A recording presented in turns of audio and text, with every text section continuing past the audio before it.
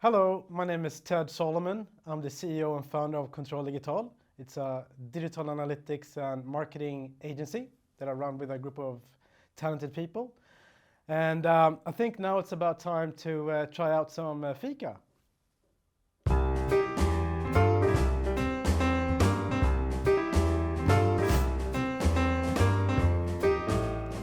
One Amanda thinks is challenging. Challenging one. Okay. But I don't know. I know this. I know this. So familiar, yet so mysterious. Okay, let's try it. Oh, I know what this is. I've got kids, you know. Mm-hmm. Oh, yes. What's it called again? The one with the chocolate in the middle. Oh, I'm drawing a blank. Oh my God. Oh, my wife is gonna kill me for that. Okay. Oh. Okay.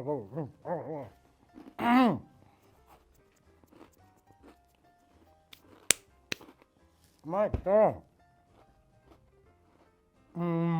Okay, it's chocolatey. I'm getting the crunch. It's that cookie, you know, the cookie with the little gooey chocolatey thing inside, in the middle. You hand them up to kids. No grown-up would buy this themselves. That's the one. You know, with the red package. It's like an, oh, what's it called? Starts with a B. B? No, with a B? Ballerina! Woohoo! Oh! I should have gotten that one. Right. Here we go. Let's see what this is. Ooh. I know. Havreboll. Or maybe it's, let's try it. Yeah. Delicato. I don't even eat it. With kokos. Cocoa flingor, kokos. You know what I mean. It's a delicato kokos. Do I need to try this? Yeah. All right. I mean, I'll do it. Yeah. Sugar, chocolate, wheat, just butter, right? Butter, sugar. Anyways, it's chokladbolle, havrebolle. Havrebolle in Swedish. No, it's delicato. No, delicato boll! I mean, delicato! All right, Super Ted. All right. Let's see.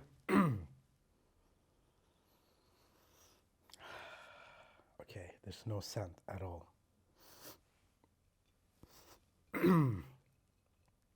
Oh, Amanda, is it your favorite one?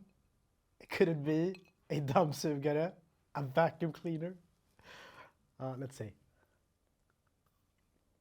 Yes, this is my colleague David Blom's favorite Fika.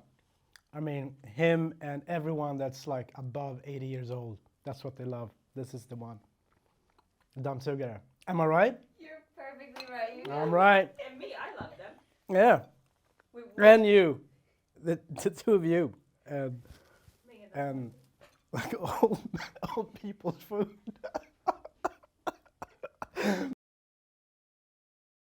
So welcome to another episode of Let's Talk Marketing, but first, Fika. And today I have Ted Solomon with me, and he just did the Fika taste test. How did it go? I think I aced it. You did. 3 out of 3. 3 out of 3. That was. Well, there it is. You were very descriptive, like the delicatesso, like chokladboll, like you were so specific with even the ingredients. I was very impressed. Well, it's all in the details. Yeah. And the palate, obviously. Such a sophisticated palate. No, but thanks for the Fika and thanks for having me. Of course. And so what are your top Fika foods? Oh, top 3? Well, I think semla has to be there. Right, maybe top 2, if not the best Fika there is. Lussebulle. I mean, I think scarcity plays a little bit of role in here. But usually anything that has, like, again, wheat, sugar, and butter is just really delicious. So, but then buns, obviously buns, yeah. Any type Like cardamom. Cardamom, not the cinnamon one. Okay. Cardamom. Cardamom was like, because when I moved to Sweden, cardamom wasn't as popular of a spice where I'm from in the US. So when I came, it was like cardamom was everywhere, and it's a fantastic spice. It's delicious. So good. And so, how do you eat your semla? Because I know that's so a semla, for anyone who doesn't know, is like a pastry that's cut out in the middle that has like almond mousse in the middle, right? And then like vanilla cream, and then you put like a little hat from like the bun on top. So there's a whole way to eat this semla. And how do you eat yours? Do you like?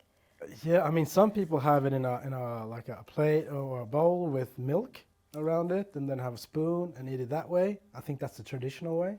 Really? I don't like. I don't have the patience for it, so I'll just dig right in. I'll lift that hat off, eat that first, and then take the spoon and just shovel that in. I never knew that. Yeah. Okay, I've learned something new. It's like a cereal, but with a. Yeah. Yeah. I don't know. The way you say it doesn't sound that appealing, but it's actually nice. It's nice. It's nice. All right, I believe you. Right, Amanda? Help me out here. I believe you.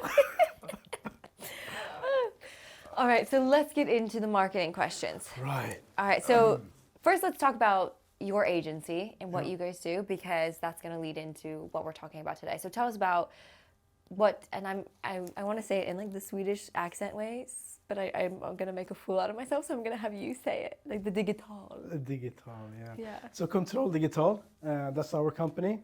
It's a digital marketing agency, and also we have an analytics consultancy service as well. But we tend to lean into innovating as much as possible into the data and tech.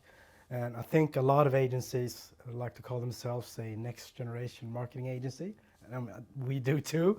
But I think what sets us apart is that we try to position ourselves as a cloud marketing agency. So a first generation cloud marketing agency. There's no such thing as a cloud agency, but you guys. But we could be it. And the thing we mean by that is we try to leverage like cloud platform solutions and infrastructure for marketing purposes. So traditionally, cloud solutions and infrastructure has been sort of reserved for IT departments, when they're trying to migrate virtual machines up to the cloud, or even in product development in terms of scaling their product if it takes off. But I don't think it's as pervasive when it comes to solely marketing purposes. And I think there's huge potential in terms of that technology can enable for marketing purposes, and that's what we're trying to do. Why do you think no one's taken advantage yet? I think the technology is new, and I think more and more, I think this is a trend. I think that's what we call the first generation. I think a lot of other agencies going to jump on that bandwagon as well. So it's just new. And exciting. It's exciting, it's super exciting. Yeah. So just to break it down, like what we focus on is data collection. Like it revolves a lot around data collection, but we use cloud servers and server-side tagging. That's one component. Consolidating data into a marketing data warehouse. There's huge potential there as well, and combining that with our clients' first-party data in advertising and campaign purposes. And then once you're in the cloud, you can apply machine learning to media plans and campaign optimization. So I would say those three components is where the juicy stuff lies. I mean, it sounds really cool, and I know machine learning is this nice, juicy word. Yeah, I know. But it's so. I'm curious to hear one day, like how it's going. Yeah, I think one should think of it as automated analysis. Mm-hmm. So just uncover like predictive possibilities that lies in your data. That would be hard and time-consuming for an analyst to find. That's a better way to look at it, I think. Yeah, automated analysis. I like that because I feel like machine learning it feels like this big thing. I know it's a buzzword. We use it as well. You got to use the buzzword. We got to use a buzzword, but it's simpler to explain in a certain sense. Yeah. And then you break it down into what it actually entails, and that's when you usually get your clients on board. Awesome. Yeah. So you mentioned server-side tagging. Yes. And that's what we're going to talk about today. Mm-hmm. So just let's explain what server-side tagging is for everyone watching. Right. So server-side tagging. Okay, before I dive into that and all the wondrous things that's enabled with that, let's talk about what tags are. So usually when you kick off a campaign or activate a new channel, you get prompted by that marketing platform to implement like a pixel or a code snippet. And you use that code snippet on your website in order to gauge how many conversions you got, for example, from all that traffic that was generated by that platform. Right?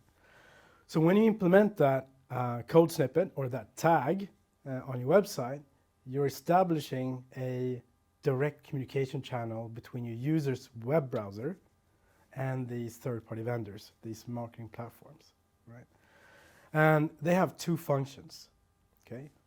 One thing is they write cookies into your browser, and cookies is a way to remember a user that came, day 2, day 3, and maybe converted day 4. And the second thing is they send interactions that transpires on your web page. Maybe a page was loaded, something was scrolled, a video player was clicked, and a conversion transpired. Those are sent like as HTTP requests to those different vendors, okay? But the problem is, due to privacy, a lot of these browsers are now imposing and enforcing cookie restrictions. And usually these cookies are third-party cookies. And so third-party cookies in browsers like Safari, Firefox, it's just they're gone. Like you literally have to go into your settings and opt in if you want to be tracked across the internet. And who does that? No one does that. Yeah. And also these scripts, you don't know what they're collecting. It's hard to filter out what you want them to collect. Once that pixel or that code snippet is implemented, it can literally just scrape everything you do on your website. If you fill out a form, that data can be sent as well. So lo and behold, there's a new technology that's emerged. It's called server-side tagging.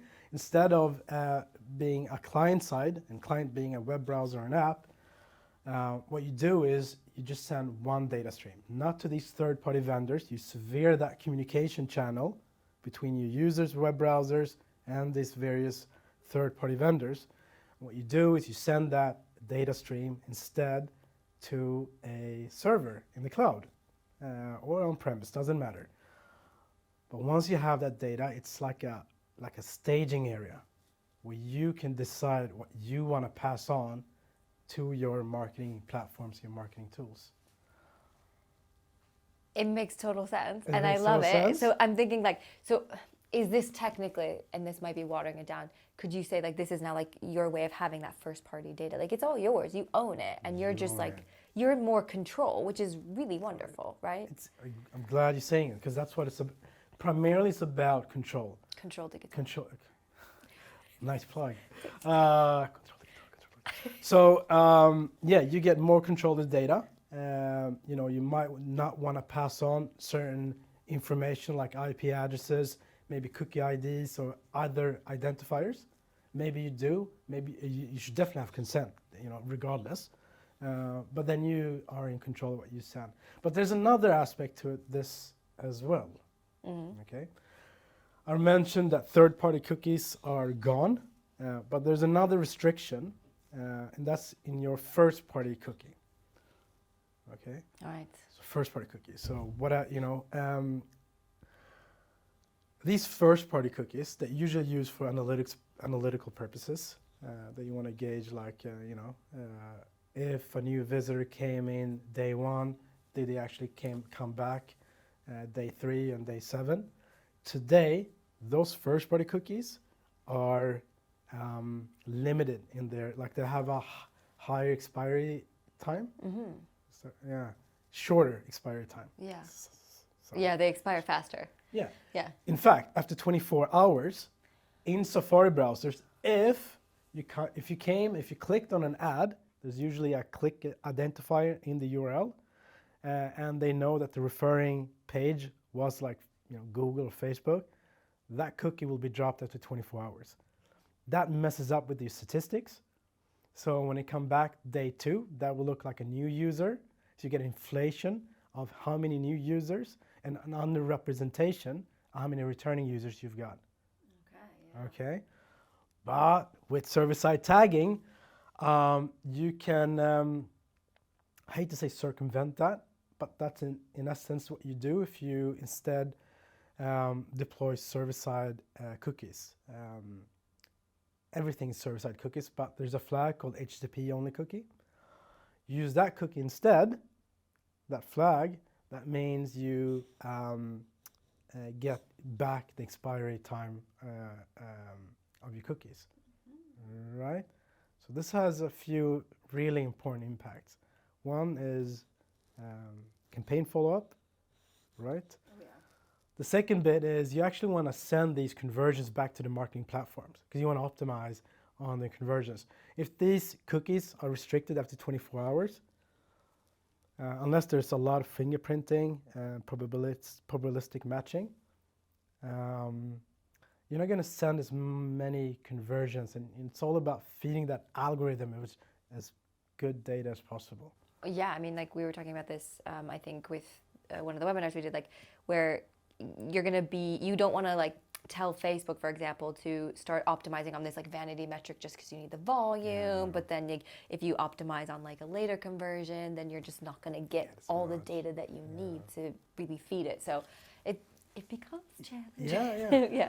And the third benefit of this as well. So one is the control that we mentioned. You get your statistics back, but the third thing is also performance on your website.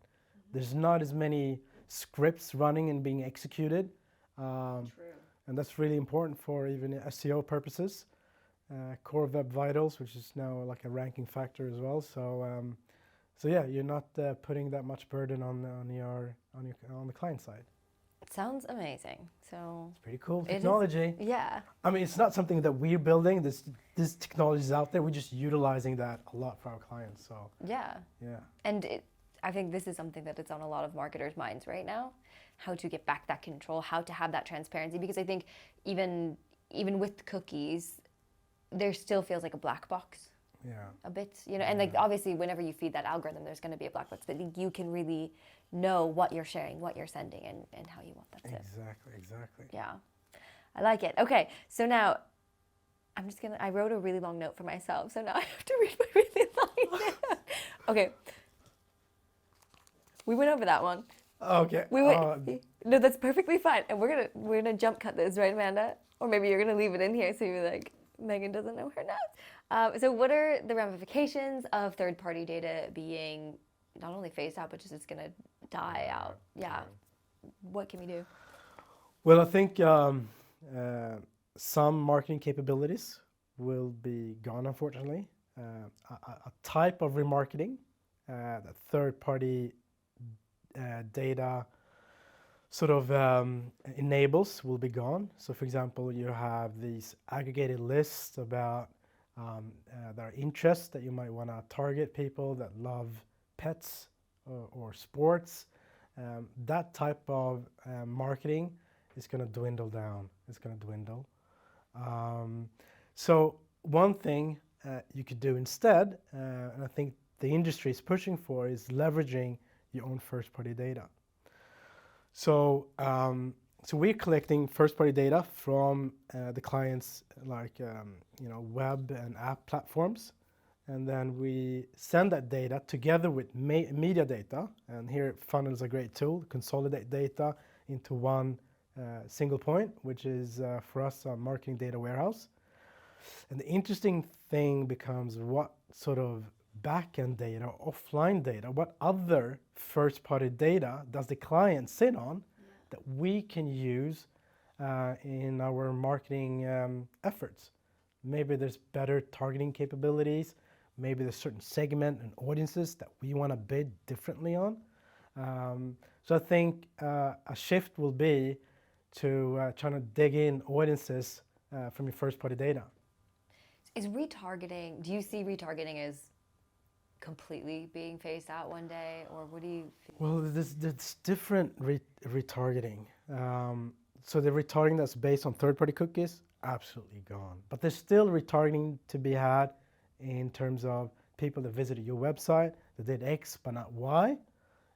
That type of retargeting is still very much alive, especially if you can prolong that expiry time for your first-party cookies, which now the server-side tagging enables, as you know.